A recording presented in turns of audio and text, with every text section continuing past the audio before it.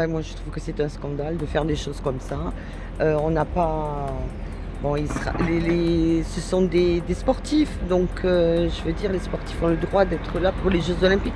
Ils ont travaillé pendant des années pour ça. Et de quoi c'est pas possible, quoi. Est-ce que vous pensez qu'il doit être sanctionné? Tout à fait, oui, parce que là, c'est un acte antisémite, c'est pas normal.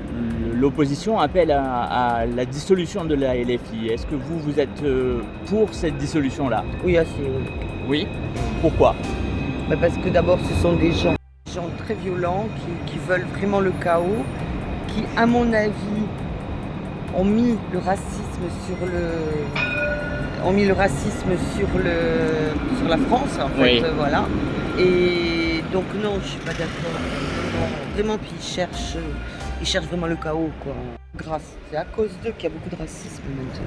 Pourtant, ils se définissent comme antiracistes, justement. Ah non, justement, c'est eux qui ont déclenché. Tout se passait bien, les Noirs, les Arabes, les Français, tout le monde allait bien. Et depuis qu'ils sont arrivés, ça y est, c'est le chaos, c'est la guerre. Non, c'est pas normal. Ok.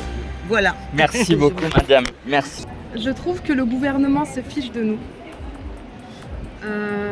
Et pourquoi? Tout simplement parce que je trouve que la victoire de la gauche a été extrêmement minimisée dans les législatives qui ont eu lieu. Et qu'on ne parle pas de victoire, on n'arrête pas de trouver des arguments pour réduire le choix du peuple. Ouais. Si la majorité des députés ont été choisis de gauche, c'est que derrière le choix du peuple va dans cette direction-là. Et je comprends tout à fait que dans le cadre des JO, ils cherchent à maintenir une forme d'équilibre. Je peux le concevoir, mais j'ai peur que ça soit un prétexte supplémentaire pour derrière faire passer des lois discrètement avant le changement. vous troublez par cette coalition des gauches, justement? L'alliance, par écoutez, exemple, avec le NPA, ça vous a pas dérangé?